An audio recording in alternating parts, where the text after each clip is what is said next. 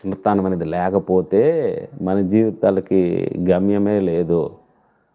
Brother ఒకసారి తెలుసుకోవాలి మీరు, ఓకేనా?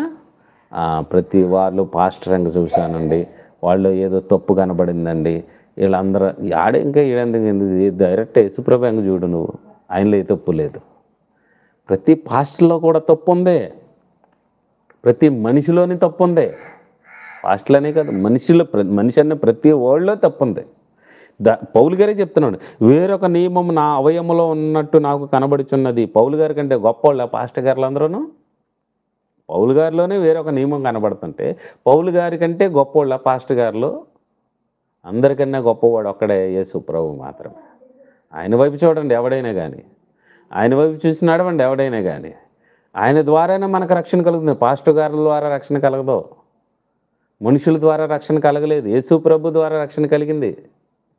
ఆయన వైపు చూడండి అయ్యా బాబు. మనం ప్రతివాడు ఇది ఒక ఏలమేర అయిపోయింది తప్పించుకోవడానికి లోకంలో. పాస్టర్లు అన్నీ బాగోలేదండి, ఆడు మంచోడు కదండి, ఆడు మంచోడు కాకపోతే నీకు ఆయన అన్నం పెడతాడు. పాస్టర్ గారు ఆయన అన్నం పెడతాడు నీకు పూట? ఒక వెళ్ళిపోని ఇప్పుడు